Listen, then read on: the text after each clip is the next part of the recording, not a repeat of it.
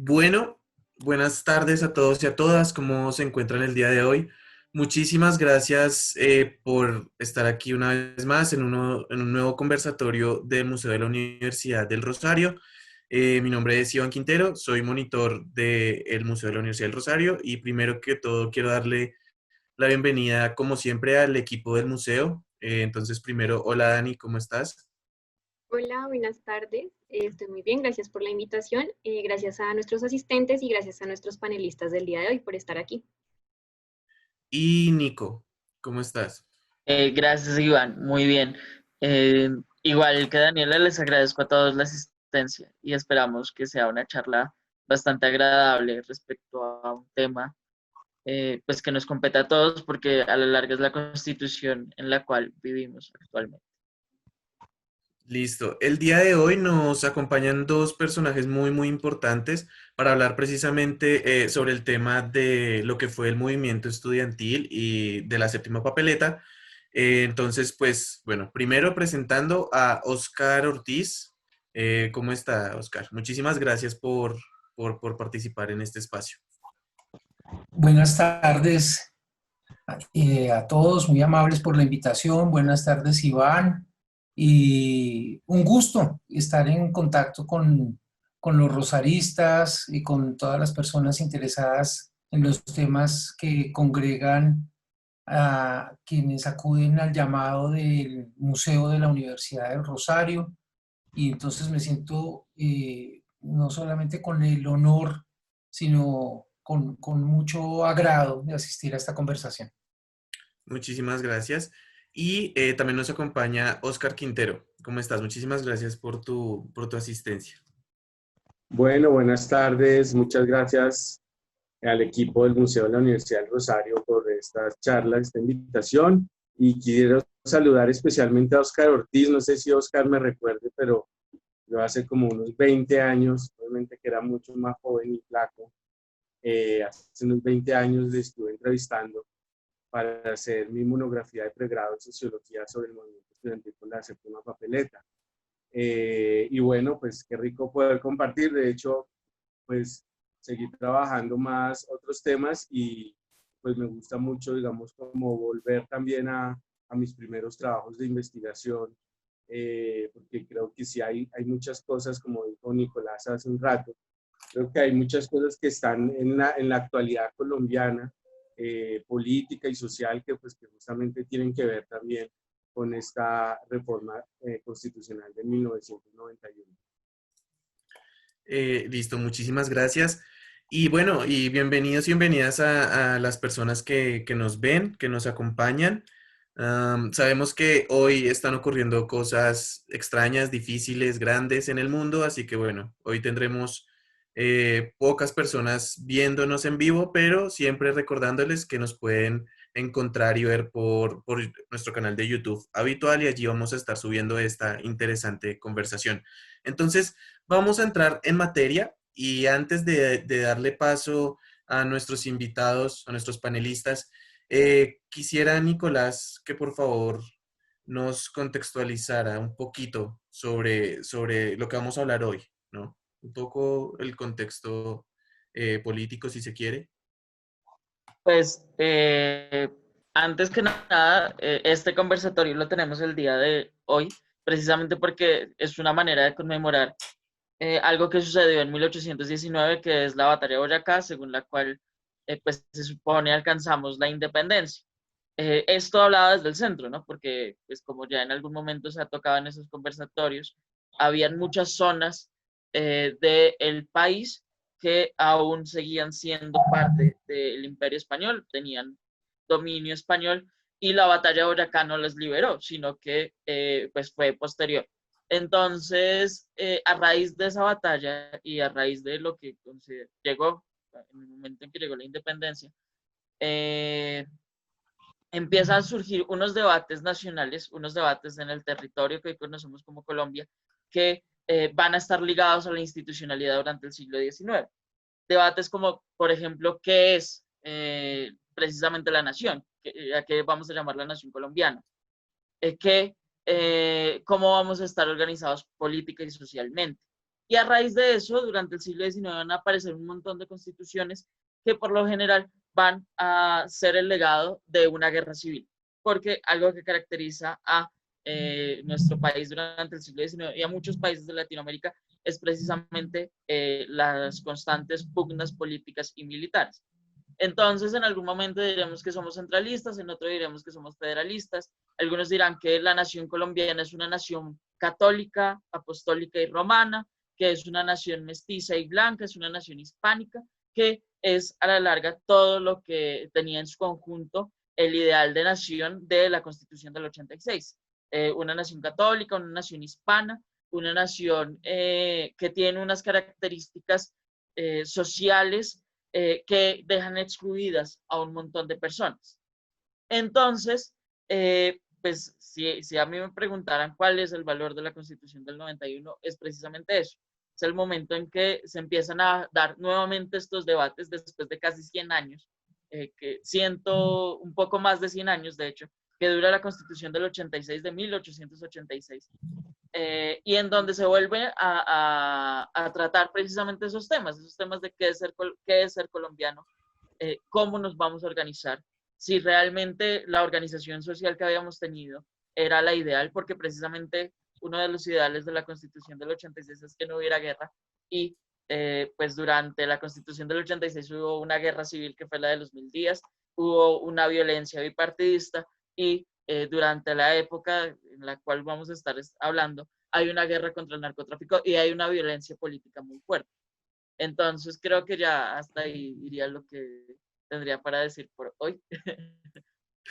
Bueno, muchas gracias, Nico. Listo. Entonces, pues ya entrando en materia, quisiera preguntar y comenzar un poco primero con Óscar Ortiz.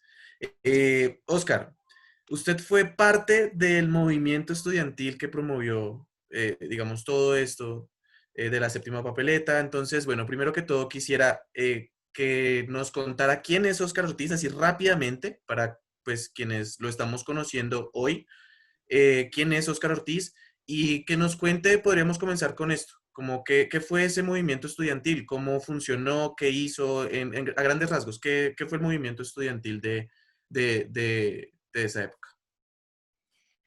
Bueno, pues yo soy un rosarista de tiempo completo. Entré desde quinto de primaria, hice mi bachillerato, hice la carrera universitaria en Derecho, en Jurisprudencia y también posgrado.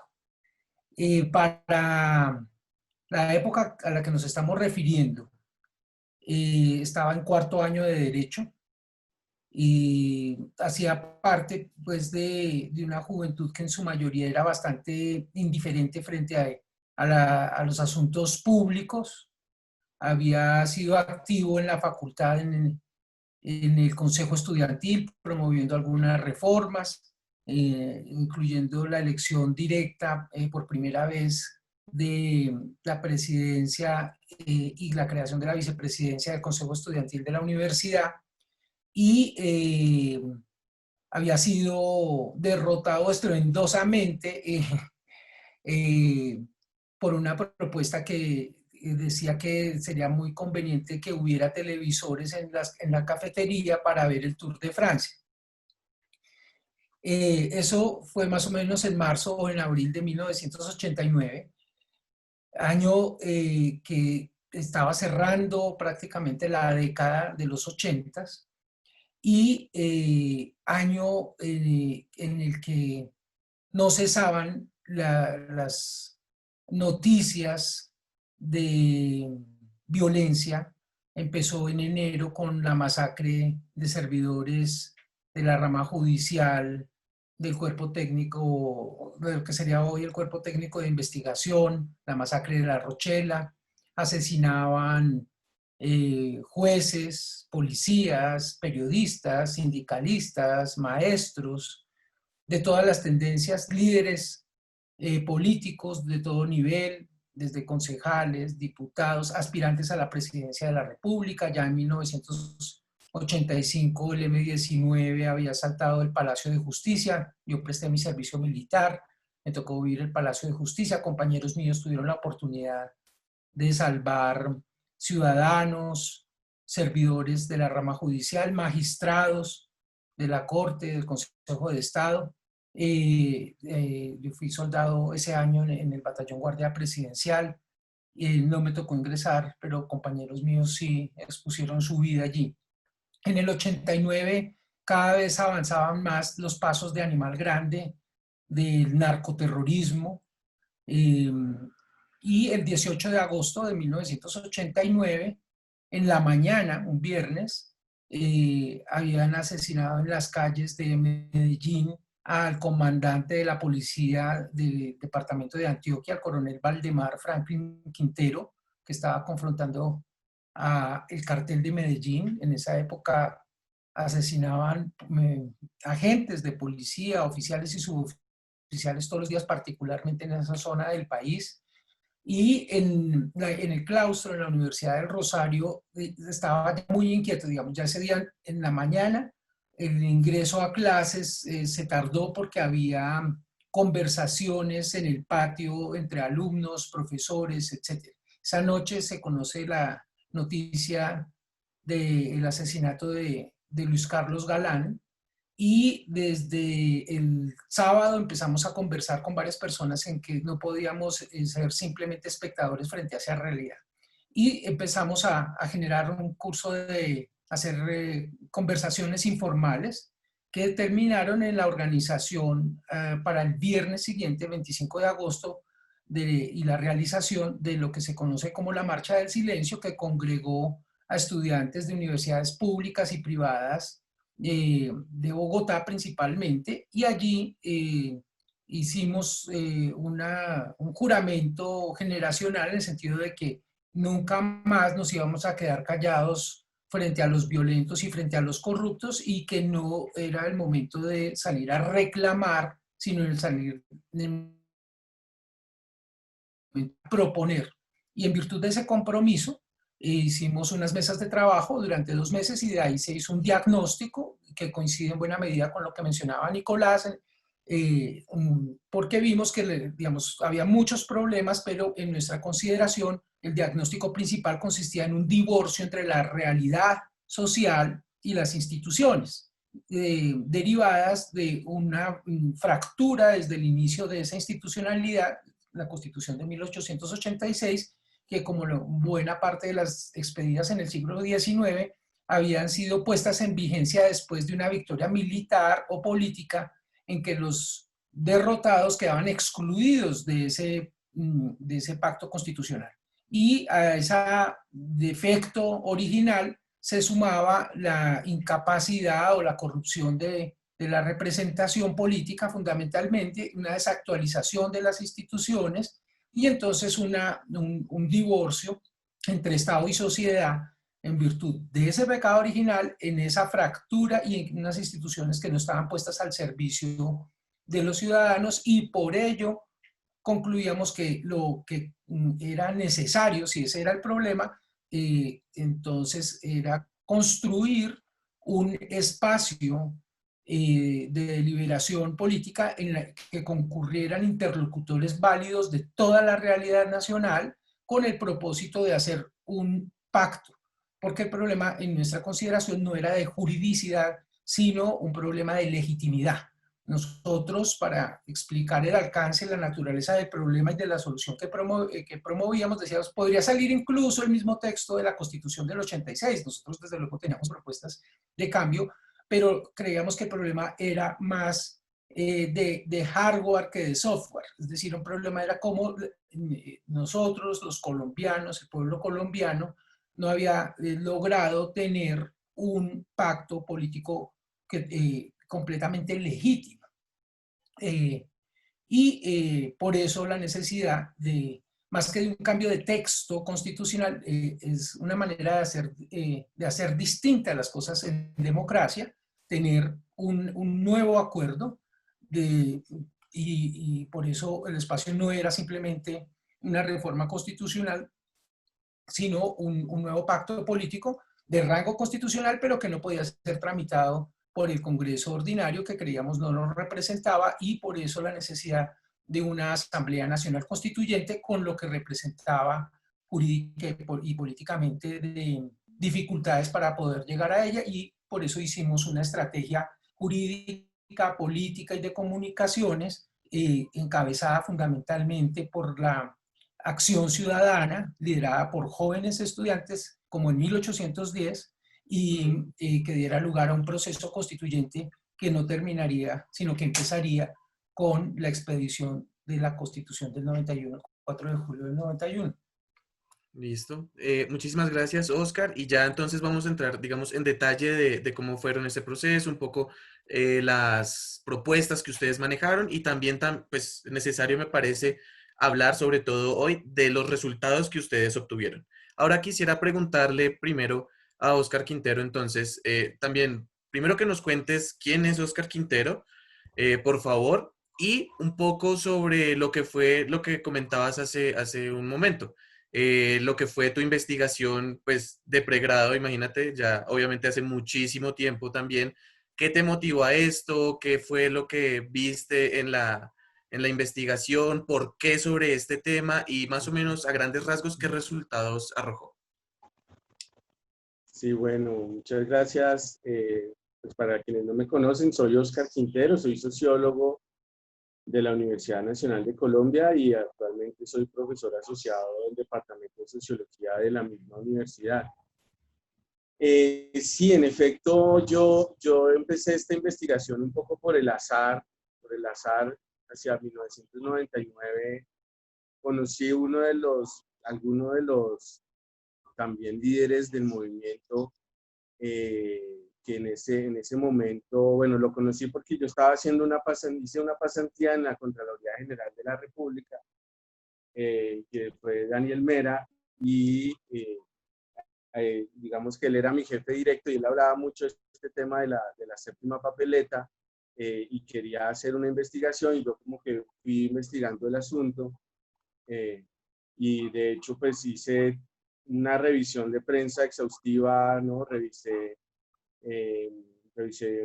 El Tiempo, revisé Semana, revisé Semanario Voz, Vanguardia Liberal, La Gaceta Constitucional, bueno, El Colombiano, El Heraldo, El País, bueno, todo, digamos, como un poco en el periodo 1988-1992.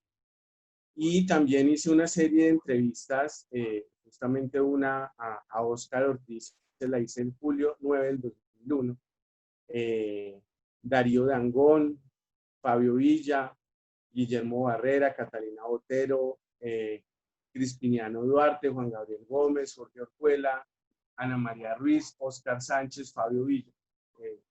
Y bueno, pues de hecho, pues creo que fue un trabajo que a pesar de ser de pregrado, pues tuvo digamos, fue un muy buen trabajo, bueno, que incluso obtuvo mención meritoria, y pues para quienes quieran acceder también como un poco una versión un poco resumida de la tesis, pueden revisar la Revista Colombiana de Sociología en su volumen número 7, en el 2002. Eso por internet, ustedes buscan, muy fácil se encuentra la Revista Colombiana de Sociología. El título es del artículo de Sociología e Historia del Movimiento Estudiantil por la Asamblea Constituyente de 1991. Ahí yo básicamente hago, desde luego, toda una reconstrucción histórica con base en estas fuentes que les menciono, y hago un análisis sociológico más desde la perspectiva de la teoría de los movimientos sociales, ¿no? Es decir, como un poco la pregunta clásica de la sociología desde esta perspectiva es qué es lo que genera que hayan acciones sociales colectivas, ¿sí? Que un grupo de personas, que en este caso fueron unos estudiantes universitarios, se unieran, y realizaran todo un proceso organizativo, para buscar un fin último, que en este caso, bueno, vamos a ver que en realidad todo se fue, digamos, como perfilando hacia la reforma constitucional, aunque en un inicio, digamos que no necesariamente era tan puntual eso. Y quisiera aquí retomar justamente algún documento histórico, en la Marcha del Silencio, que justamente Óscar recuerda que fue después del asesinato de Luis Carlos Galán. Ahí hay un fenómeno, y es que este movimiento, desde luego que es, si ustedes quieren, un hijo también de su época, ¿no? Hay que recordar que segunda mitad de los años 80, finales de los 80, hay toda una, digamos, si ustedes quieren, también renovación social y cultural y política a nivel internacional. De hecho, en América Latina se empiezan a ver todos los procesos de democratización, por ejemplo, del Cono Sur y de culminación de los regímenes dictatoriales en los países del Cono Sur, ¿no? Recuerden ustedes, Brasil, digamos que fue un abanderado en ese sentido, y ahí es también donde empieza todo este tema de las reformas constitucionales y también el asunto de la democratización, ¿no?, del sistema político. Y hay que recordar que, digamos, una de las cosas que también influía mucho en la política colombiana era un poco lo que algunos autores han denominado como esa especie de democratización restringida, que es casi como una secuela del Frente Nacional, pero que obviamente con todo el tema de los grupos guerrilleros, con todo el tema del narcotráfico, con el surgimiento del paramilitarismo, ¿no?, con el asesinato sistemático de líderes de la UP, pues justamente llevaron al país a un momento en donde incluso para algunos autores hay un texto muy bonito, creo que es de Francisco Leal Buitrago, que decía Colombia al filos del caos, al filos del caos, ¿no? Entonces, un poco era como esa sin salida a este país, en donde sí, justamente asesinaron creo que 3, 4 candidatos presidenciales en 3 meses, y desde luego que el asesinato de Galán pues fue en cierta medida esa gota que rebosó la copa, porque un poco era el candidato que representaba ese cambio, ¿no? Obviamente muy desde las ideas liberales, pero representaba este cambio. Entonces me parece interesante porque en esta marcha del silencio, que efectivamente, es decir, creo que sí, este movimiento sí tuvo unas acciones simbólicas muy importantes que tal vez en la historia del país, hace mucho tiempo el país, digamos que no lo había vivido, y sobre todo en los años 80.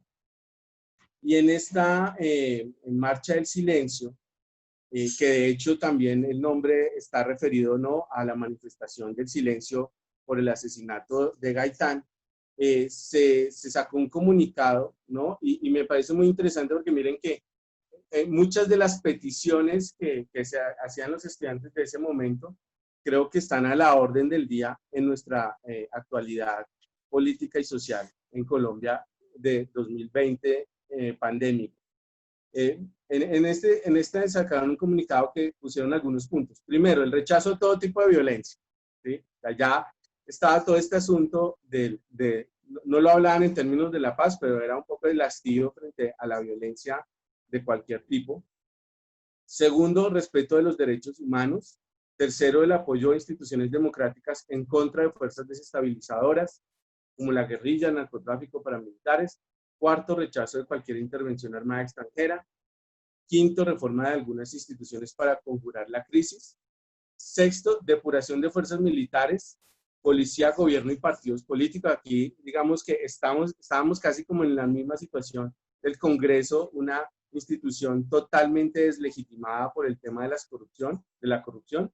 Y finalmente, conformación de un frente unido para formular propuestas de salida de la crisis. Este fue el documento que se publicó ese día, pero me parece a mí supremamente interesante porque incluso el presidente de ese momento, Virgilio Barco, envió un telegrama de agradecimiento a los estudiantes, ¿no? Y eso, digamos que creo que sí va a dar como una pauta de las características de lo que va a ser este movimiento estudiantil de finales de los años 80, que es un movimiento, desde luego, que no podemos decir que no existió, pero claro que desde luego tenía, digamos, como todo un apoyo.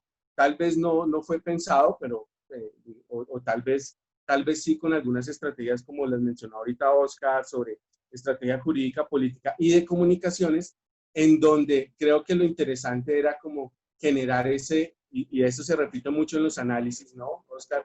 Como en todo el tema del golpe de opinión, ¿no? Que eso era como un poco lo que se quería hacer, y que finalmente es lo que va a suceder más adelante con todo este tema de la séptima papeleta ya propiamente dicho, ¿no? Pero un poco la séptima papeleta, digamos, es el 11 de marzo de 1990 en las elecciones por corporaciones públicas, pero es un poco también para decir que este movimiento, digamos, que tuvo un inicio en el 89, y pues vamos a ver que posteriormente termina en el 91. Para algunos analistas es un movimiento efímero, pero que es un movimiento que de todas maneras tuvo un gran impacto porque en cierta medida sí se convirtió como en una apertura de una ventana de oportunidades políticas para determinados sectores políticos, sociales, etcétera, etcétera, que finalmente redundó en este plebiscito finalmente que se hizo en el 90, y que finalmente dio la elección de la Asamblea Constituyente en diciembre de ese mismo año, el 90. O sea, ustedes ven, en realidad también fueron unos cambios supremamente rápidos y vertiginosos, ¿no? Es decir, en casi un año, pues finalmente se logró elegir popularmente esta Asamblea Nacional Constituyente que sesionó en la primer semestre de 1991. Entonces, bueno, eso digamos como un poco, no me quiero alargar un poco, pero creo que ahí hay como unas puntadas que también son interesantes, y que obviamente pues lo vamos a ver más adelante si quieren. En realidad, claro, hay una cosa que es también interesante en este proceso histórico, y es que en cierta medida el movimiento estudiantil de las décadas anteriores, incluso de los 80, pues estaba, digamos, más representado por estudiantes de universidades públicas y con una, digamos, si ustedes quieren, una tónica mucho más beligerante contra el Estado, ¿no? Y este es un movimiento que tiene una participación muy importante, ¿no? Protagónica de estudiantes de universidades privadas. Y creo que eso también es lo que hace que este movimiento hubiera sido también muy interesante, aunque de todas maneras obviamente que también participaron estudiantes de universidades públicas, pero finalmente, y creo que fueron justamente los del Rosario, porque después de la Marcha del Silencio se empezaron a hacer mesas de trabajo, etcétera, etcétera, y hubo un intento de hacer un Frente Unido Estudiantil de Colombia, el FUEC, y eso pereció, ¿no? Pero los del Rosario continuaron en el trabajo y continuaron el trabajo. Y creo que ahí, bueno, tal vez Oscar lo dirá, pero creo que el hecho de que hubieran sido estudiantes de jurisprudencia que finalmente lograron como hacer una propuesta muy concreta, ¿sí? Y que era justamente del plebiscito para el plebiscito que se va a concretar en la séptima papeleta. Entonces, bueno, dejo aquí. Muchas gracias, Oscar. Ahora, Oscar Ortiz, siguiendo con esta línea, bueno, hemos precisamente ya escuchado un poco pues, cómo era el contexto político del país, por ejemplo, la cuestión de un poco de la violencia. También ya Oscar Quintero nos habló de este espectro político que se estaba viviendo, no solo en Colombia, sino en general en América Latina. Pero entrando puntualmente en materia, quería preguntarle, Oscar Ortiz, ¿cuáles fueron las propuestas entonces puntuales? Hablemos puntualmente de la séptima papeleta. Pues para quienes no lo saben, entonces, ¿qué era la séptima papeleta? ¿En qué consistía esa propuesta? Y un poco ligado a lo que venía hablando Oscar, preguntarle cómo estaba organizado digamos, el grupo del Rosario, ustedes, antes, primero, y ya ahorita hablamos de todo el movimiento, pues más grande, si quieren, pero cómo estaba organizado el movimiento en el Rosario, el movimiento estudiantil en el Rosario en esa época. Un segundito, está silenciado su micrófono. Ya, listo. La primera particularidad es que este movimiento no se descifra bajo las categorías tradicionales como estructura. Es decir, nunca hubo elecciones, nunca nadie se llamó secretario, fiscal, presidente, vicepresidente, nunca hubo una junta directiva, nunca hubo un normograma de ese movimiento. El propio viernes 25 de agosto, cuando hicimos la Marcha del Silencio, una vez terminamos la reunión, que llevábamos prácticamente, íbamos para 36 horas reunidos prácticamente, porque el jueves había sido muy intenso para discutir el texto del comunicado que se iba a publicar, y se publicó, y que ahora nos comentaba muy bien y nos recordaba parte de su texto Óscar Quintero. Y es que esa misma tarde se desechó una propuesta de Adriano Muñoz del Externado por iniciar un proceso electoral que configurara un movimiento estudiantil de representación que incluyera eventualmente incluso colegios en grados 10 y 11, con representantes por universidades, por departamentos, un movimiento nacional cifrado en la representación. Esa idea se discutió y la descartamos esa misma tarde del viernes 25, porque dijimos lo que acabamos de jurar de conformidad con el acuerdo que hicimos alrededor del comunicado, era que nos comprometíamos a nosotros proponer soluciones. Si nosotros nos dedicamos a organizar unas elecciones, probablemente nos tardemos mucho tiempo, y el compromiso no es organizar el movimiento, eso puede ser un medio, pero nosotros estamos abocados a cumplir el compromiso vital de no quedarnos en silencio y de efectivamente asumir la responsabilidad. No entendíamos simplemente el asunto como un derecho a expresar nuestras inconformidades o el derecho a debatir. Nosotros lo que habíamos jurado era que íbamos a, en virtud de nos asumíamos así, privilegio de acceder a la educación superior, cumplir con lo que consideramos era una obligación de proponer soluciones. Y aquí quiero señalar eso muy particularmente. Lo que suscitaba ese tipo de expresión era que justamente no nos sentíamos bien representados, no era apenas una concepción respecto de un estado lejano, distante, sino que nosotros entendíamos que ese era nuestro estado y que íbamos a hacer nosotros con nuestro estado, y que le íbamos a proponer, y que ese estado no estaba funcionando bien, y que las autoridades el fin de semana del homicidio de Galán, es decir, el día sábado 19, el día domingo 20 de agosto, cuando se hace toda pues, el sepelio, la Plaza de Bolívar, la carrera séptima y la calle 26 reclamaba justicia, en una cuestión, una actitud espontánea de los ciudadanos. Eso no fue organizado por ninguna partido político, ni por un sindicato, ni por ninguna organización no gubernamental, ni por ninguna institución. La gente salía a denotar, a expresar que no había justicia en el país. Y nosotros entendíamos que efectivamente nadie dentro de la sociedad, ni dentro de los partidos, ni dentro del Estado, estaba señalando cuál era el paso a seguir, cuál era realmente un diagnóstico profundo y una adecuada solución. En esa medida nosotros entendíamos que había un vacío y que nosotros estábamos en la obligación de intentar hacer propuestas específicas, no simplemente sumarnos a la algarabía del dolor, de la inconformidad, sino a ser parte de la solución. Y esa es una característica esencial. Entonces van dos. Una, que efectivamente nosotros no creamos una estructura de representación. Dos, estábamos abocados simplemente a llenar un vacío. Y tres, tal vez, el sentido de no simplemente ejercer el derecho a expresarnos, a manifestarnos pacíficamente o a deliberar, sino sentíamos que era el ejercicio de una obligación proponer soluciones. Cuando empezamos no teníamos ni idea en qué tipo de propuestas íbamos a lograr construir.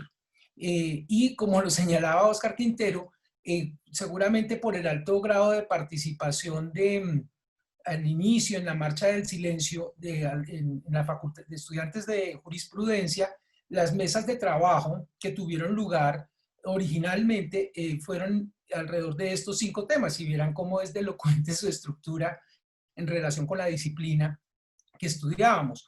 Uno estudiaba los problemas del Ejecutivo, otros del Legislativo, otros del Judicial, otros problemas sociales, económicos y otros problemas de paz, de orden público, de conflicto, en el sentido de las armas, etc. A las 2 semanas y media más o menos, por ausencia de público, por una parte, y por otra, al ver que los problemas de uno y otro asunto tenían raíces más profundas, quedamos en un único grupo. Y por eso llegamos a ese diagnóstico. Entonces, cuando nosotros ubicamos el problema específico, que era ese divorcio, y encontramos que la manera para resolver ese divorcio era crear un nuevo espacio para construir un acuerdo político que no podía ser simplemente una proclama de buenas intenciones, sino que tuviera eficacia real y tendría que ser expresado en términos jurídicos, pues eso era una constitución. Entonces nosotros no llegamos, digamos, primero con la idea de una constituyente, sino que arrancamos a analizar el problema y concluimos que una probable solución era una constituyente, pero teníamos un problema mayúsculo. Nuestro ordenamiento jurídico vigente para el momento establecía la Constitución del 86 con algunas de sus reformas y particularmente con la del plebiscito de 1957, hacía que su último artículo estableciera que solamente los congresistas podían tocar la Constitución. Y peor aún, ese era el único, o era un artículo aprobado directamente por el pueblo, en virtud del proceso de paz entre conservadores y liberales, ahí sí, de una guerra civil entre liberales y conservadores, cuya salida fue el plebiscito del 57. Pero eso para el futuro, para nuestra generación, se constituyó en nuestro muro de Berlín político y jurídico, ya que incluso la clase política, que era renuente a hacer cambios importantes, trascendentales, decían que a ellos les gustaría cambiarlo, pero que no podían porque quien había puesto en vigencia ese artículo dentro de la Constitución había sido el propio pueblo. Nuestro análisis jurídico y político estableció que entonces si había sido el pueblo el que le habían dado la oportunidad de expresarse directamente sobre el texto constitucional de 1957 y nadie más lo podía cambiar, ni siquiera los congresistas, pues aunque no existiera en el ordenamiento constitucional y legal vigente para ese momento un mecanismo de participación para reformar la Constitución, tocaba generar ese hecho jurídico y político. Al principio lo pensamos en firmas y por eso el 22 de octubre de 1989 publicamos un aviso en el periódico El Tiempo después de hacer una colecta en la Facultad de Derecho del Rosario que valía 400.000 pesos, logramos reunir 200.000 y nos condonaron, nos dejaron en la mitad el valor del aviso y con firmas, originalmente antes de la séptima papeleta, se le daba la orden al Estado por conducto del presidente de la República que organizara un segundo plebiscito, o sea, el primer plebiscito, y por eso, como lo recordó muy concretamente Óscar Quintero ahora, la estrategia originalmente se llamaba el plebiscito para el plebiscito. Ese mismo día, en el periódico El Tiempo, se publicó en el editorial la posición política del periódico, respaldando nuestro enfoque, nuestra teoría y nuestro llamado a la acción, que era justamente a través de firmas generar un hecho político de tal contundencia, democrático, de tal legitimidad, que se constituía en un hecho constituyente que le daba la orden al Estado, por conducto del presidente, de que en un segundo momento se pusiera a consideración del pueblo colombiano si convocaba o no una asamblea constituyente.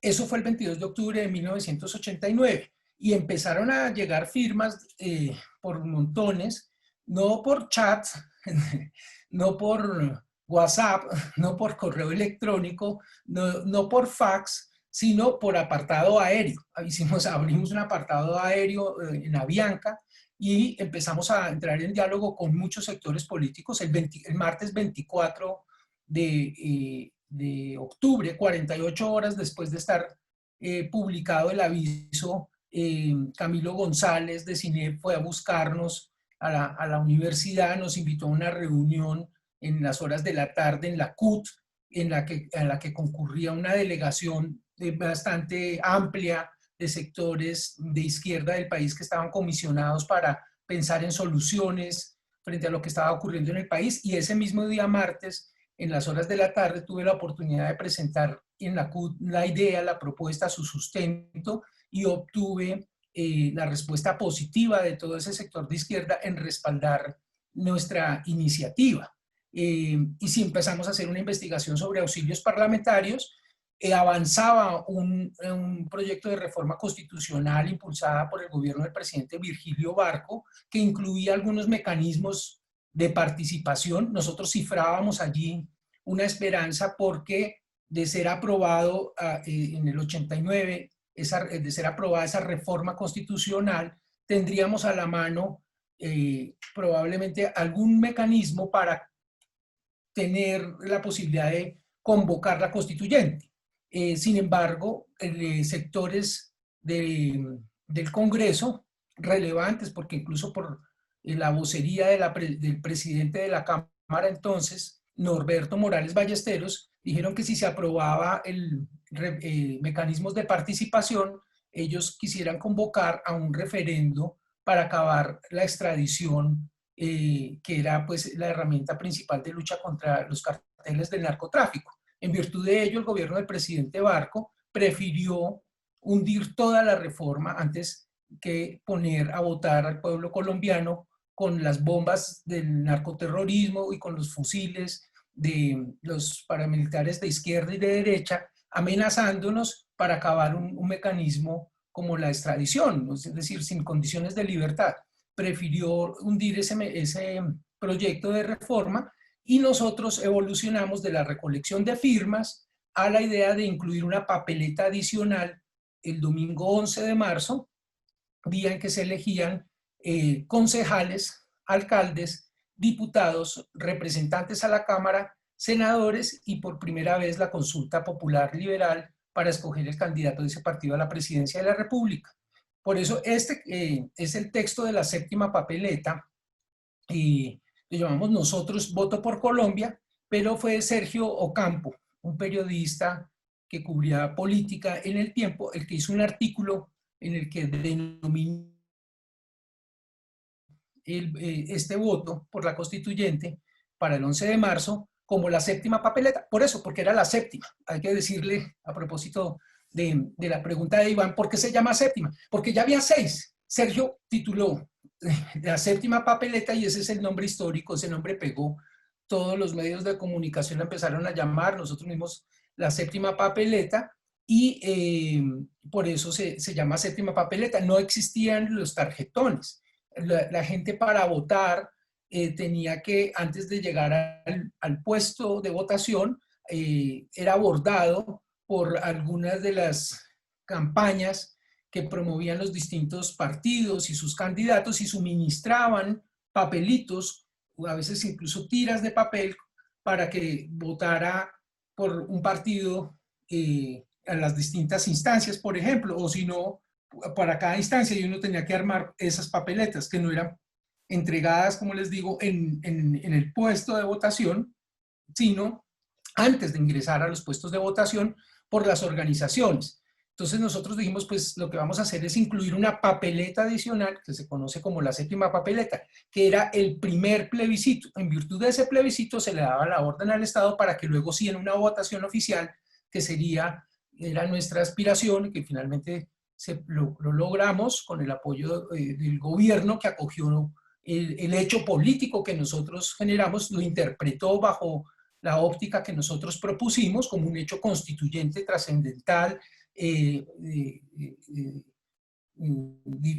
innegable, y que le daba al Estado y particularmente al presidente de la República, digamos, la obligación de facilitarle al pueblo que se expresara expresamente, excúseme la redundancia, directamente sobre la convocatoria de una constituyente. Ese día, 27 de mayo, ese día sí ya con tarjetón por primera vez en la historia de Colombia, y no fue por el 51, ni por el 52, ni por el 55, ni por el 60, ni por el 70, ni por el 80, sino por el 90% que se aprobó ese sí a la constituyente, ganando de esa manera la legitimidad. Y sobre todo, no solamente por el porcentaje, que es bastante elocuente, sino porque nos sobrepusimos los ciudadanos a través de con unos papelitos contra el plomo, contra la metralla de los violentos narcotraficantes y terroristas que invocan y que invocaban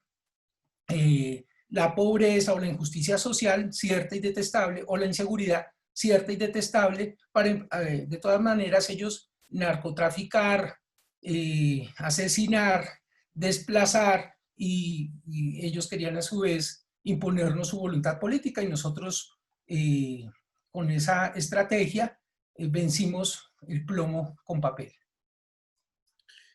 Muchísimas gracias, Oscar. Dani, ¿podemos ver, porfa, la placa?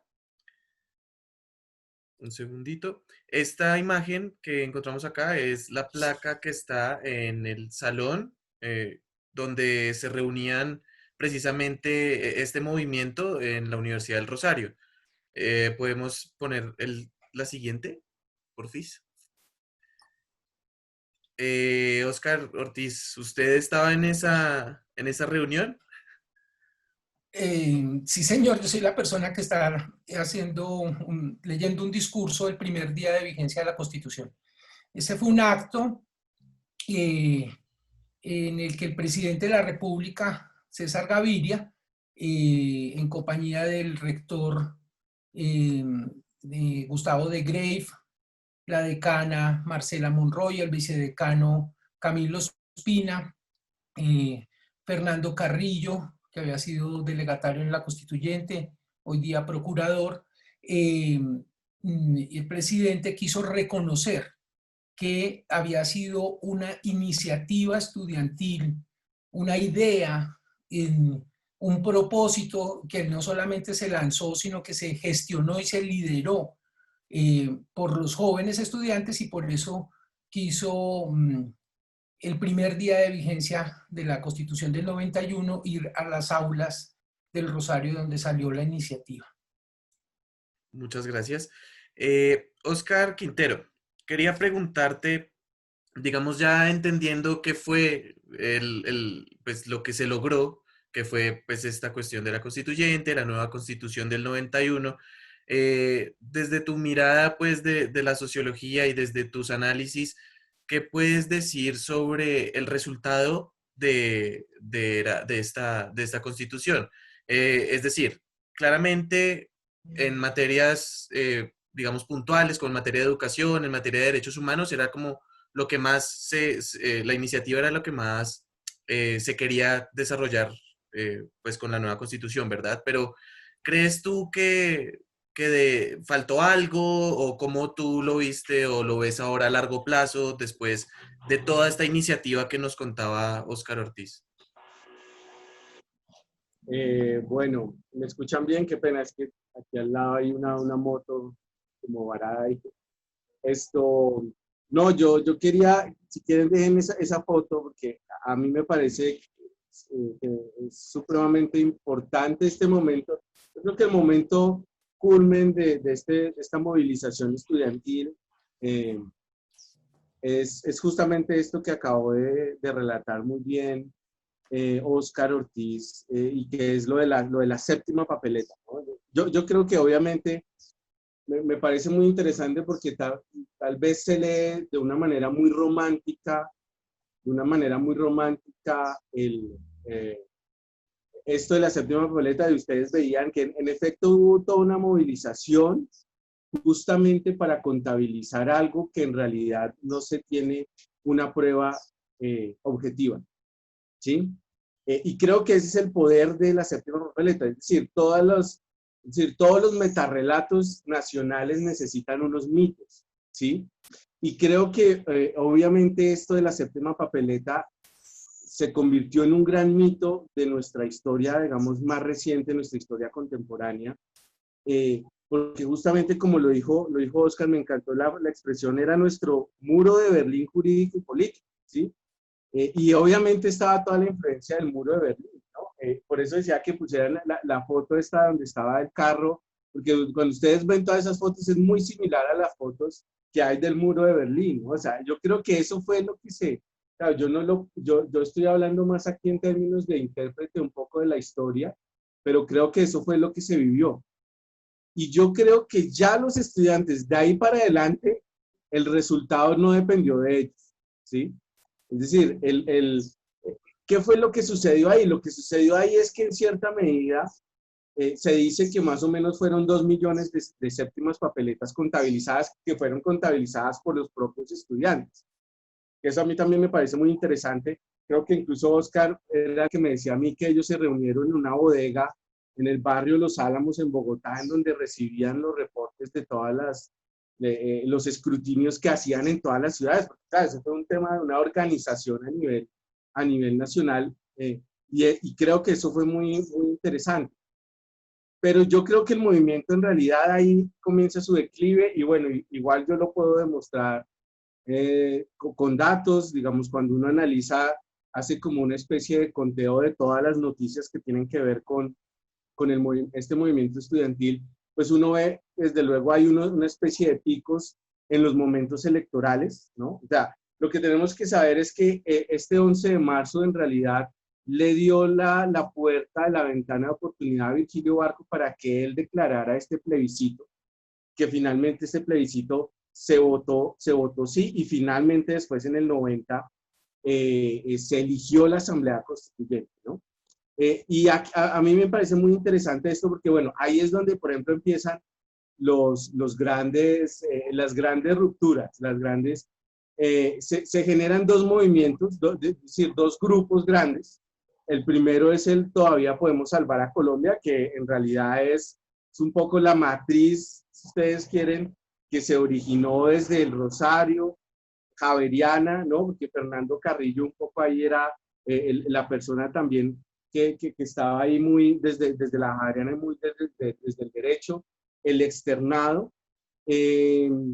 Y hay otro grupo que es el Movimiento Estudiantil por la Constituyente, que ahí yo siento, obviamente eso tal vez no le gusta mucho a los colegas de izquierda y de la tradición del movimiento estudiantil. Entonces, claro, ellos se vieron sobrepasados por el movimiento y tuvieron que armar como su propio movimiento, que eran más que venían de la izquierda, pero que de todas maneras se sumaron a toda esta movilización por la constituyente, la Asamblea Constituyente, que finalmente yo creo que ese es el gran resultado, ¿no? El gran resultado, creo que, es decir, fue esa chispa, yo creo que los estudiantes prendieron esa chispa de la reforma constitucional, y pues ya de ahí para adelante, digamos que no tuvieron mucho juego. ¿Por qué digo que no tuvieron mucho juego? Porque de hecho después hubo todas unas discusiones. Ellos hicieron, creo que 2 congresos nacionales, el segundo creo que fue en Medellín, ahí donde se decidía cuál era la posición del estudiantado para la elección de la Asamblea Constituyente. Y ahí eso se despelotó, ¿no? Eso fue Operación Avispa. Y en realidad, pues solo uno de los, uno puede decir, de las constituyentes, digamos que hizo parte de este movimiento, que en realidad fue Fernando Carrillo, ¿no? Y aquí tengo unos datos. Para la elección de la Asamblea se inscribieron válidamente un total de 116 listas y un total de 788 candidatos. De los estudiantes se presentaron 13 listas, que significaban un 11% del total de listas que se presentaron, y 66 candidatos, o sea, un 8% de los candidatos, digamos, por listas con un nombre específico de movimiento estudiantil, porque eso había un montón. Pues solo fue Fernando Carrillo, ¿no? Solo fue Fernando Carrillo el que fue escogido, y la votación por todas las listas de los estudiantes representó apenas el 2,5% del total de la votación por la Asamblea. Claro, desde luego que la Asamblea Nacional Constituyente del 91, pues, y así es también un poco como se conoce, es un ejemplo de la gran diversidad política y esa apertura democrática que se estaba buscando. Recuerden que ahí estuvieron los primeros constituyentes indígenas, ¿no? Y que eso era todo casi que una cosa muy, muy, muy show, muy mediática, en donde eran como 2 indígenas en el Congreso. Había desde luego todo este movimiento de la Alianza Democrática M19 del extinto M-19 que habían firmado acuerdo de paz casi que en los 2 años anteriores. Y creo que, es decir, ahí se acabó un poco el movimiento, ¿sí? Digamos, como movimiento. Yo lo que creo, y que hay, es una cosa interesante, y es que, eh, eh, siguiendo ahí un poco con lo que planteaba Pierre Bourdieu, que es un sociólogo francés muy importante, muy interesante, y es un poco, ese movimiento sirvió para generar algo que se conoce un poco como la nobleza de Estado, ¿no? Y yo creo que sí se generó una generación, no una generación, digamos, cultural, una cosa, no, pero una generación política muy importante, que de hecho es una generación que es la que ha estado hasta cierto punto en el momento en donde tiene que defender la Asamblea, la Constitución de 1991, ¿sí? Porque digamos que es todo un juego político que sigue y ustedes lo que han visto es que esta Constitución de todas maneras se hizo, pero en menos de 30 años se ha remendado un montón. Y creo que hay unos, digamos, una generación política muy importante, digamos, el propio Óscar Ortiz, es decir, gente que ha tenido, digamos, unos cargos en el Estado y que representan hasta cierto punto muchos de los valores que estaban detrás de esa reforma constitucional, ¿no? Entonces, bueno, inclusive está Claudia López, está Óscar Sánchez. Bueno, esto daría, digamos, como para hacer un estudio. De hecho, eso lo empezamos un poco a hacer ese estudio, pero bueno, yo cambié de temas, pero creo que ahorita ya sería como el momento en donde uno podría en realidad hacer ese estudio de qué pasó con esa generación de los de la Asamblea Constituyente, porque en realidad sí creo que se formó una nueva generación política, ¿no? El propio Fernando Carrillo, bueno, que Fernando tuvo su escalabro también en el ministerio, en el Ministerio de Justicia, bueno, le tocó todo el tema de la catedral y todo el asunto, y eso, pero donde ustedes ven también esas posturas que son muy posturas institucionales, muy posturas de hacer valer las instituciones, creo que esa es una de las cosas que quedan aún hoy en día, ¿no? Y creo que eso inclusive, ahí haciendo un poco como cuña con la noticia coyuntural de hoy, creo que ese es el asunto, ¿no? Creo que ese es el asunto porque mucho de las voces que se escuchan hoy en día es que la manera en cómo, digamos, el expresidente Uribe se va a defender es buscando, obviamente, reformas constitucionales, ¿sí? Y nada raro, y ahora logro entender por qué sería un poco la jugada del presidente actual del Congreso, que se eligió hace poco, porque creo que eso se lo esperaban. Entonces, creo que esa es una, como dice también Bourdieu, la sociología, el campo político es un campo social en constante disputa, y creo que eso es justamente lo que se está dando hoy en día, ¿no? La generación de los que estuvieron en la Constitución del 91, creo que muchos todavía la están defendiendo, ¿sí? Porque creo que no se ha dado la guerra por ganada, sino que también hay fuerzas, digamos, reaccionarias, en donde no les gusta, de todas maneras, todo el tema participativo, todo el tema de la descentralización, etcétera, etcétera. Y bueno, y ni qué decir de obviamente, estas reformas que también han sido atentivas contra los derechos sociales y de tercera generación en el país. Entonces, bueno, creo que eso es como un poco como el balance, ¿no? Yo leyendo un poco mi trabajo, me vi demasiado crítico con el movimiento, pero hoy en día lo entiendo, digamos, también desde otra perspectiva, ¿no? De todas maneras, sí creo que sigue siendo un gran mito, ¿no? Pero pues obviamente las sociedades necesitamos mitos para poder construirlos, ¿no? Y de todas maneras necesitamos también mantener esa historia viva, pues para entender por qué es que surgen las cosas, ¿no? Por qué una constitución logró durar más de un siglo y por qué esta constitución, pues, que no tiene más de 40 años, pues ha tenido tantas reformas estructurales, ¿no? Entonces, bueno, creo que eso es como un balance que podría hacer al respecto. Gracias, Oscar. Oscar Ortiz, para seguir ahí por esta misma línea y también ya un poco ir redondeando la entrevista, ya son las 6, entonces para ir, digamos, cerrando un poco, quería preguntarle a usted cómo ve los resultados de ese proceso que usted realizó. Es decir, ¿Cree que los resultados fueron los esperados? ¿Usted, pues al ser parte de eso, cree que algo le faltó a esa constitución del 91? Y creo que esta es una pregunta obligada y más, pues por lo que decía Óscar Quintero ahorita, sobre lo que, digamos, la generación de ustedes realizó y pues que ya ha avanzado y ha hecho también muchas cosas, estudios, trabajos en materia política, claro, etcétera.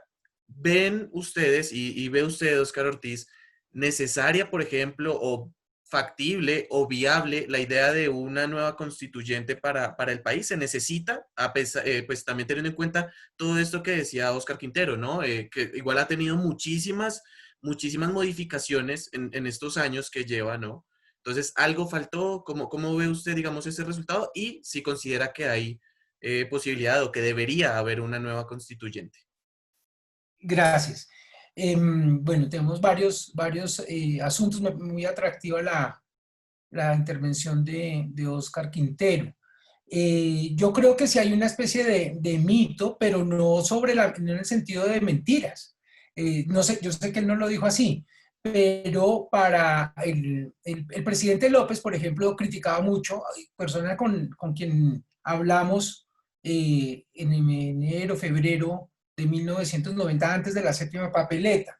Él fue el que nos dijo, por ejemplo, a una pregunta muy concreta, yo le pregunté en su casa, ante una cita que le pedimos, cuántas papeletas tocaba tener impresas en proporción con las que uno quería tener finalmente en las urnas. Nosotros pensábamos que era el doble o el triple, nos dijo 10 veces, eso se pierde el 90%. Entonces, yo era de los desaforados que aspiraba a tener 1.000.000 de votos por la séptima papeleta. En ese momento nos dimos cuenta que tocaba tener 10 millones de papeletas impresas. Entonces allí acudimos a varias estrategias, nuevamente siempre obrando en derecho. Esta fue una revolución, porque la revolución es el cambio súbito de la soberanía. La Constitución de 1886 establecía que la soberanía residía en la nación, en la práctica, en los parlamentarios, en los congresistas. Con esta constitución, con la séptima papeleta, la soberanía ahora reside en el pueblo, pero sin la estafa de los violentos que a punta de plomo durante 50 años prometieron que iban a hacer cambiar las cosas, tal vez sí, pero para mal, o de los corruptos con mentiras. Entonces fue una revolución por el método, por lo incruenta y por los resultados.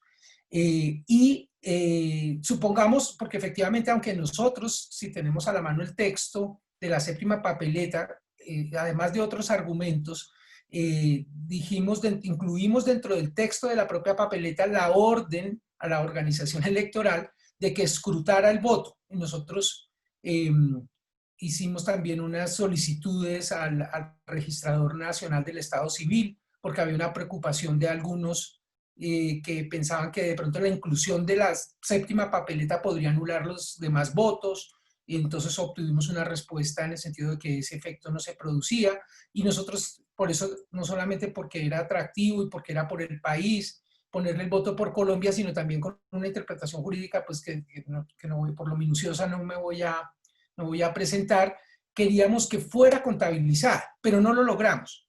En gracia de discusión, supongamos que no hubo los 2 millones de votos, pero a ver cuál plebiscito aguanta 3 plebiscitos en un año.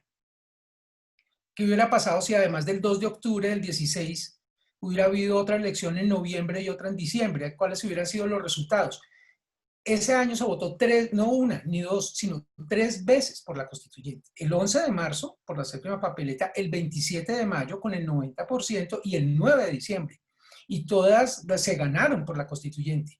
Y los delegatarios se votaron y fueron escogidos también por voto popular. Otro gran logro en el sentido de nuestra interpretación y respecto de nuestro punto de partida. ¿Cómo reaccionó el pueblo ante el asesinato de Galán? ¿Y cómo reaccionó el pueblo ante el asesinato de Gaitán? Es decir, del asesinato de Gaitán se desprendieron años de violencia que superan incluso la entrada en vigencia de la Constitución del 91, mientras que en esta es una reacción del propio pueblo, pero en términos pacíficos, constructivos, ciudadanos, de una lógica muy distinta. Y eso le da, digamos, una madurez, un punto de referencia no solamente frente a nosotros mismos, que es lo más relevante, sino incluso a nivel internacional, porque efectivamente lo expresamos en términos del muro de Berlín por la época, porque se estaba derruyendo por el propio pueblo europeo y de la cortina de hierro, el muro de Berlín, ante el fracaso del comunismo, del hambre, etcétera, y nosotros logramos efectivamente obtener el resultado de crear un pacto que no por el contenido es perfecto. En la propia Asamblea Nacional Constituyente hubo la propuesta de que se aprobara un artículo por medio del cual se prohibía hacer reformas constitucionales durante los primeros 10 años de vigencia de la Constitución del 91. Y los constituyentes mismos lo derrotaron amplísimamente porque entendieron que la inflexibilidad del texto generaba, en lugar de una fortaleza, una gran debilidad. Y por eso se pasó del cambio de reformar la Constitución de un solo mecanismo a través del Congreso de la República a varios mecanismos. Ahora no solamente hay actos legislativos, digamos el más frecuente, el más, digamos, normal, pero se aprobó. La propia Asamblea Nacional Constituyente hace parte de las posibilidades que la propia Constitución contempla, y está también las aprobaciones de reformas constitucionales por el propio pueblo. Entonces, yo también quisiera hacer una referencia en el sentido de que las reformas, si bien han sido numerosas, tal vez demasiadas, y peor, en contra de la voluntad popular, como las que se pusieron en vigencia por desconocer lo que el pueblo determinó el 2 de octubre del 2016, y una de las principales razones, por lo menos por las que yo hice campaña a través de un grupo en el que participaron delegatarios a la Asamblea Nacional Constituyente, como Jaime Castro, Hernando Yepes y otras personas que hicimos campaña por el mejor no, era en buena medida porque veíamos afectada la legitimidad del proceso constituyente, no solo por el contenido de las reformas que fueron sometidas, sino por la reforma especialísima de contar las mayorías, por la vigencia y peor aún en desconocimiento de la voluntad popular y la extensión del articulado. De todas maneras transitoria, porque por larga que sea y grave que sea, hasta el año 2030, pues será pasajera, pero sí contrasta en relación con la legitimidad del núcleo del proceso constituyente del 91. Entonces, tenemos por fin una constitución realmente pactada, votada 3 veces, 2 sentencias de constitucionalidad, delegatarios elegidos por primera vez en circunscripción nacional, como mencionaba Óscar Quintero, la llegada de indígenas, pero no con curules regaladas, elegidos. También nuevas fuerzas en términos de representación religiosa que nunca habían tenido lugar.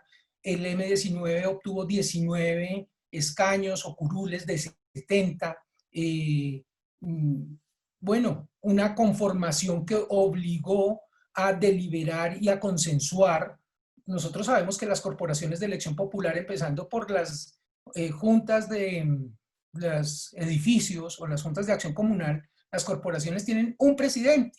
Pues la Asamblea Nacional Constituyente tuvo 3 copresidentes. Tal era la correlación de fuerzas de la composición tan variada, excepcional, antes y después de la propia constituyente, que fue como un acto de lucidez del pueblo la composición que obligó efectivamente a concertar. Nadie tenía claro en el momento de 1990, el 9 de diciembre, cuando se eligieron a los delegatarios, cómo iba a ser el futuro próximo, y por eso también el equilibrio en la creación de las instituciones. Y los núcleos, las vértebras principales: dignidad humana, poder ciudadano, autonomía de las entidades territoriales, en mi consideración sigue siendo válido y sigue siendo vigente. Entonces, yo creo que es un salto cualitativo. Tenemos en muy poco tiempo, de manera incruenta,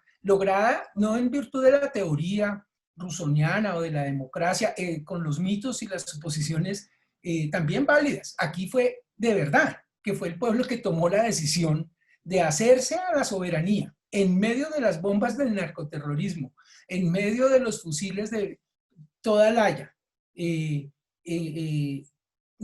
que el pueblo se sublevó pacíficamente. Los políticos ganaron las elecciones del 11 de marzo, pero perdieron el poder constituyente por un tiempo. Y el pueblo lo ejerció de manera directa, sin dañarle la piel a nadie, sin derramar una gota de sangre, y hacer una constitución a la medida de sus sueños y de los acuerdos que fuimos capaces de construir. Por eso lo relevante no era que la constituyente o la constitución fuera dictada por los estudiantes. No podíamos hacer una constitución nacida otra vez de una exclusión. La constitución no podía ser sino del país, no podía ser de un sector. Si nosotros criticábamos a los partidos, no podíamos hacer una constitución otra vez que le perteneciera a una o dos personas o uno o dos partidos, sino a toda la nación, y eso lo logramos. Entonces, yo diría, lo que le falta a la Constitución, no lo que le faltó, es más ciudadanía. Ciudadanía que ejerza sus derechos y que ejerza sus deberes, que cumpla con ciudadanos a la altura de la responsabilidad.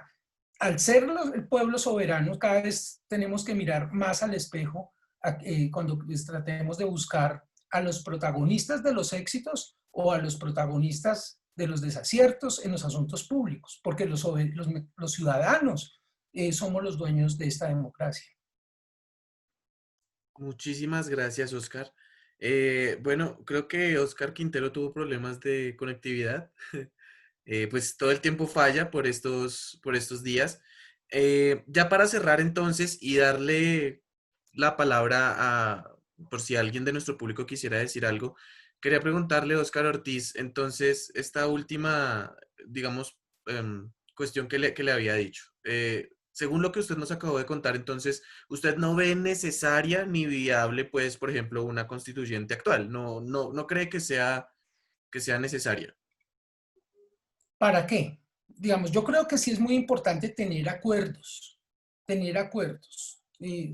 los principales acuerdos de una sociedad, los trascendentales, no los únicos, pues puede haber acuerdos incluso extraconstitucionales. Sean de rango constitucional, puede haber iniciativas populares, puede haber actos legislativos o puede haber constituyentes para temas específicos. Yo creo que el salto cualitativo que dio la del 91 sigue siendo vigente. No veo cómo pasar de no tener carta de derechos, tutela, acciones populares, acción de cumplimiento, defensoría del pueblo, corte constitucional.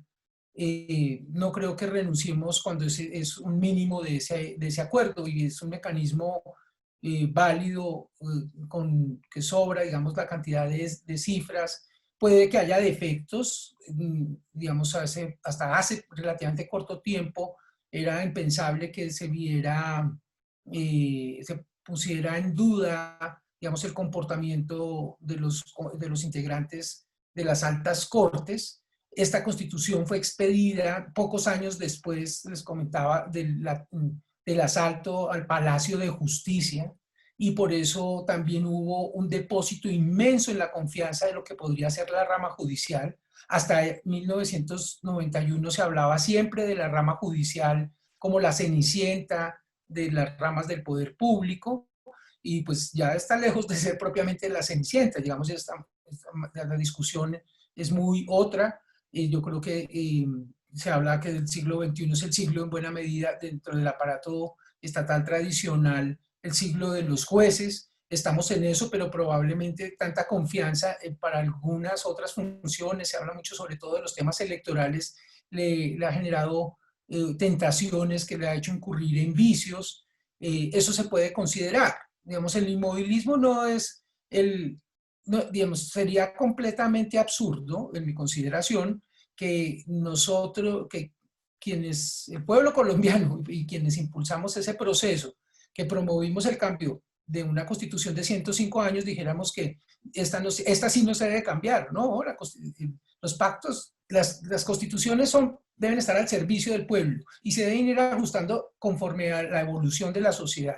Yo creo que hoy día sí están pasando cosas muy nuevas. Yo creo que, por ejemplo, las marchas del año pasado, para ponernos en la tónica digamos, de los movimientos sociales y de lo que está pasando en el mundo, no exclusivamente, pero en buena medida se está suscitando por las incertidumbres de la cuarta revolución de las tecnologías. Es difícil saber cuáles son las profesiones, los negocios, las actividades que le van a dar, digamos, trabajo, empleo, razón de ser a la vida y que van a subsistir en el corto plazo. Está en la velocidad, estamos pasando como antes de la imprenta a la imprenta o de la industria, a la industrialización en el siglo XIX, y yo creo que esta es de mayores proporciones en los temas de tecnología, y eso desde luego afecta las profesiones, los usos, las organizaciones que proveen bienes y servicios o las empresas, etcétera, y esa incertidumbre en buena medida me parece que genera las marchas que vemos en Hong Kong o en Barcelona, el desafío para los estados nacionales, etcétera. Sin embargo, creo que el siglo XX, que a nosotros nos alcanzó en el 90, o lo aceleramos para que nos alcanzara a tocar del 90 para acá, digamos, nos hizo conscientes de nuestra dignidad. Eso a mí me parece, digamos, ideal, porque el núcleo principal de la Constitución del 91 es la dignidad humana. Entonces, está muy acendrada en la sociedad, particularmente en los jóvenes, pero en mi consideración, ese desasosiego por la incertidumbre de esta revolución está haciendo que, acompañada de la dignidad, no le falta tal vez un poquito de dosis de responsabilidad para proponer. Yo veo que solamente se reclama. Entonces es esta expresión, digamos, de iconoclasta, de acabar con todas las imágenes, es una dignidad muy rara, es una dignidad, digamos, como poco constructiva hasta ahora. Digamos, ¿yo qué hago ahora con la dignidad, pero para aportar? Entonces, no, a nombre de la dignidad, la veo muy una actitud un poco destructiva, digamos, poco reflexiva, que me sorprende cuando pues cada vez hay personas con más acceso a más educación, a más información y sobre todo a más interacción entre la propia sociedad para deliberar, establecer consensos o disensos, también cursos de acción. Con esto quiero hacer un comentario. Acá en Colombia, la marcha más grande como movilización, no como movimiento, pero como movilización, la vimos en el 2008, en febrero, y fue contra las FARC para decir que ellos no nos representaban, que ellos podían seguir con sus ignominias y vejámenes, pero que efectivamente más de 10 millones de personas en Colombia y en el resto del mundo, ante las mentiras por el secuestro de un niño que no quisieron confesar, como recientemente, que estaba atrapado cuando estaban liberando a unos secuestrados y que atrasaron esa operación porque no sabían qué habían hecho con Emanuel, etcétera. Cuando la ciudadanía descubre esa gran mentira, se moviliza en contra de las FARC, ya no les hizo evidente que ellos podían seguir con ese tipo de comportamientos, pero sin ningún tipo de representación,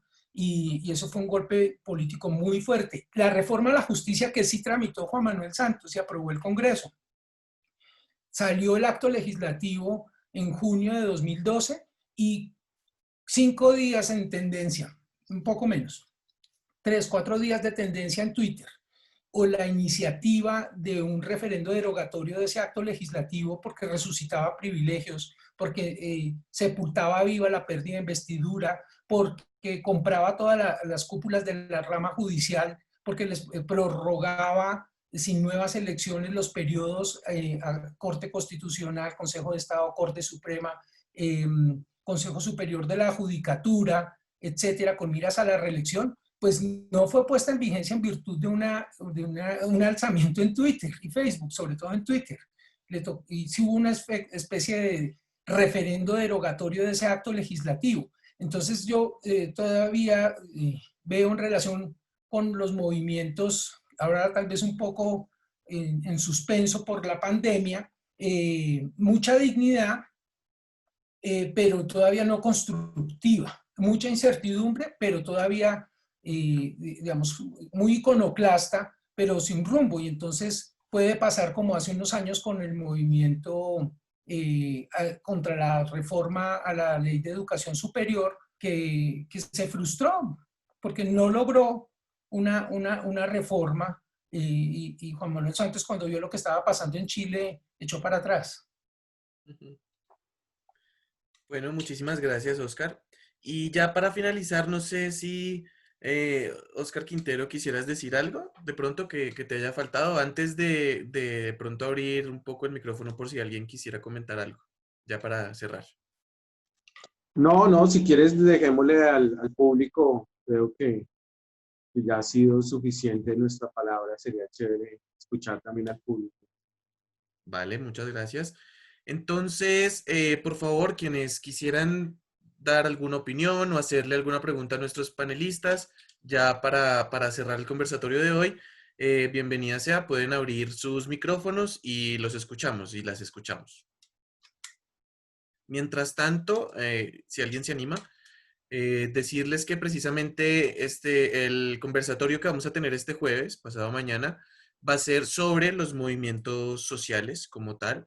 También para pues, seguir con este tema de la movilización social, darle también paso a los temas, a temas importantes como lo son la participación de los y las indígenas, precisamente, la movilización de los indígenas, y luego también hablar un poco de las movilizaciones de personas afro, también, que nos parece es un tema muy, muy, muy relevante. Entonces, este jueves vamos a tener como invitados centrales, vamos a tener a Gloria Restrepo, socióloga, y también vamos a tener a Rosaristas por la Paz, que es un movimiento social de la Universidad del Rosario. Entonces, bueno, nada, creo que nadie desea hacer ninguna pregunta el día de hoy, entonces pues yo creo que cerramos ahí. No sé si los Óscares quisieran cerrar con algo, tengan algo que decir. Óscar Ortiz, Óscar Quintero, muchísimas gracias O los por su Quinteros. tiempo. Sí, no, no, pues a mí me da gusto ver a Oscar Ortiz después de tanto tiempo y yo sí creo que, bueno, yo sí, como sin desconocer obviamente los avances, ¿no? El multiculturalismo, la nueva constitución, bueno, en fin, creo que hay muchos problemas sociales y políticos que todavía están muy vigentes, ¿no? Y creo que es justamente, no sé, tal vez tengo esta cierta sensación de un déjà vu, que ojalá haya tal vez un despertar, ¿no? Eh, un despertar también desde otras orillas, desde otros movimientos, desde otras formas, porque bueno, creo que justamente siguen existiendo las masacres en nuestro país, la violencia sigue, como un poco, claro, es como esa promesa que nos dio la constituyente y la constitución, creo que está ahí, y creo que hay que seguirle, digamos, un poco con sus banderas y también, como decía Oscar, siendo críticos porque también no todo es perfecto y muchas cosas es probable que haya que reformar también, pero creo que muchos de esos problemas ahí, ¿no? Y suena mucho a cliché, pero esos problemas estructurales siguen. Y, por ejemplo, mucho de la política corrupta en nuestro país sigue. El Congreso como institución totalmente deslegitimada, ahí está. Es una cosa, creo que hacer ese contrapunteo puede ser también muy interesante, pero como también lo decía hace un momento, creo que mucho de esa nueva generación política también está ahí vigente. Y creo que ahí hay también un largo camino por recorrer. Entonces, básicamente, eso era lo que quería decir. Muchas gracias de nuevo al equipo del Museo de la Universidad de Rosario por estas charlas, por estas invitaciones que me parecen que son muy importantes y sobre todo pues para que la gente también conozca nuestra historia, aunque es una historia que no es tan lejana, pero que es una historia que tal vez no se conoce mucho. Entonces, muchas gracias. Muchísimas gracias a ti. Y Óscar Ortiz, para finalizar. Bueno, Bueno, Iván, muchísimas gracias al museo de la Universidad del Rosario, mi casa. Es un verdadero gusto poder compartir, un gusto ver nuevamente a Oscar que hizo ese trabajo tan juicioso eh, mm, de la mano de Daniel. Es bien relevante. Daniel trabajó mucho para crear la fundación de la Séptima Papeleta, por crear foros que mantuvieran encuentros públicos para seguirle la pista a esta, como un acto de responsabilidad, con ocasión de los 30 años que se están cumpliendo este año, en el 89, de todo el movimiento que dio lugar a la convocatoria de la Asamblea Nacional Constituyente y a la expedición de la Constitución del 91. eh, las invitaciones del Colegio de Abogados Rosaristas han hecho no solamente conmemorar, y cuando tuve ocasión de decirle a Camilo Ospina, que fue quien fue mi vicedecano, le dije, tenemos que ir a responder, ¿no?, por lo que hicimos, hay que poner la cara. Yo creo que es un acto de responsabilidad. Está claro que no, nuestro propósito no era hacer un texto jurídico constitucional por considerar que ahí radicaban los problemas. Como les decía, para nosotros, desde el diagnóstico, y por eso la connotación de la propuesta no fue un texto de reforma constitucional, sino de hacer pasar de la democracia representativa a la participativa, de la soberanía nacional a la popular, de no tener carta de derechos a la dignidad humana y todas sus características, de pasar de la descentralización con centralización política a la autonomía de las entidades territoriales como una manera coherente para construir a partir del ser humano, a partir del poder ciudadano y a partir del municipio un nuevo proyecto de nación, no de arriba hacia abajo, sino de abajo hacia arriba. Tiene una connotación bien distinta y esas siguen siendo válidas y siguen siendo vigentes. No, pueden ser cambiadas, pero por un consenso mayor. Por eso mi crítica tan importante, digo, no por la relevancia, digo, sino que tiene la relevancia y el defecto tan grande que le veo en los términos en que fue inoculada esa cantidad de artículos en la Constitución por falta de concertación en el 2017, en virtud de desconocer la voluntad popular. Entonces ahí tenemos un cierto que sigue siendo problemático. Y yo creo que eso, pues efectivamente ya no solamente tenemos que hablar de las promesas de la Constitución del 91, sino del acuerdo del 16 contra la voluntad popular. Creo que este tema para mucho, mucho, ¿no? Es mucha tela que cortar y muy interesante. Entonces, de verdad, muchísimas gracias a los dos y esperamos que podamos estar hablando un poco más a profundidad en este tema, pues sobre este tema más adelante. Antes de que se me vayan, por favor, vamos con nuestras redes sociales del Museo de la Universidad del Rosario para ya dar por terminada nuestro conversatorio. Bueno, acá encontramos la página oficial del museo y nos encuentran como urrosario.edu.co/museo. Acá van a encontrar noticias, las colecciones que tenemos y algunas exposiciones que también hemos tanto como tenido y como que tenemos actualmente. En esta sección van a encontrar un recorrido virtual, pero recuerden que todos los lunes, miércoles y viernes hacemos el recorrido virtual a las 3 de la tarde por Zoom. Igual, si quieren de pronto tener un recorrido como específico, de un tema en específico, alguna hora en específico, nos pueden escribir a este correo, visitasguiadas@urrosario.edu.co, y pueden hacer su reserva virtual para la hora y el día en que deseen su recorrido. También nos encuentran en Instagram como Museo de la Universidad del Rosario o Museo-UR. Acá publicamos siempre toda la información sobre nuestros conversatorios. También nos encuentran en Facebook como Museo de la Universidad del Rosario o @museo-UR. En Twitter nos encuentran como Museo de la Universidad del Rosario o @museo-UR. En nuestro canal de YouTube nos encuentran como Museo de la Universidad del Rosario. Acá van a encontrar todos los conversatorios que hemos tenido por si se han perdido alguno. Y también van a encontrar este. Finalmente nos encuentran en la plataforma de Google Arts and Culture como Museo de la Universidad del Rosario. Acá también van a encontrar algunas de nuestras exposiciones y las colecciones de obras que tenemos en la universidad, en el Museo de la Universidad del Rosario. Listo, muchísimas gracias, Dani. De nuevo, muchísimas gracias a Oscar Ortiz, muchísimas gracias a Oscar Quintero, muchísimas gracias a las personas que nos vieron en vivo y recuerden nuestras redes sociales, síganos, ayúdennos a que este contenido pues también llegue a mucha más gente, este espacio. Y nada, apenas esté el video, por favor, rótenlo a todos sus amigos, familia y nada, ya vámonos que ya comenzó el cacerolazo. Entonces... muchísimas gracias a todos y a todas y nos vemos este jueves. Aquí los esperamos y las esperamos. Hasta luego. Muchas gracias.